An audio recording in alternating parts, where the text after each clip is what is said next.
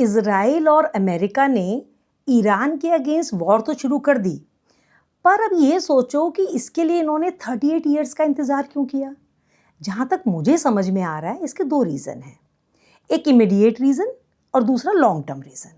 अगर हम immediate reason की बात करूँ मैं, तो ये जो आज इज़राइल और अमेरिका के दो टॉप लीडर हैं, नेतन्याहू और ट्रंप, दोनों के खिलाफ लोकल अनरेस्ट है।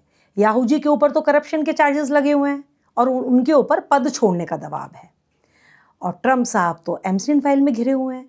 27 फरवरी को दोनों ने मिलकर ये डिसाइड किया कि चलो ये जो हमारा लॉन्ग अवेटेड काम है इसको ख़त्म करते हैं और गंगा नहा लिया जाए। इस काम को ख़त्म किया जाए और गंगा नहा ली जाए।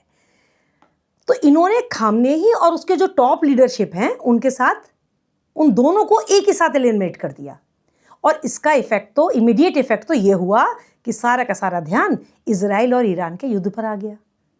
अब जो लॉन्ग टर्म रीज़न है, ईरान एंड चाइना की पार्टनरशिप, ये मेन है।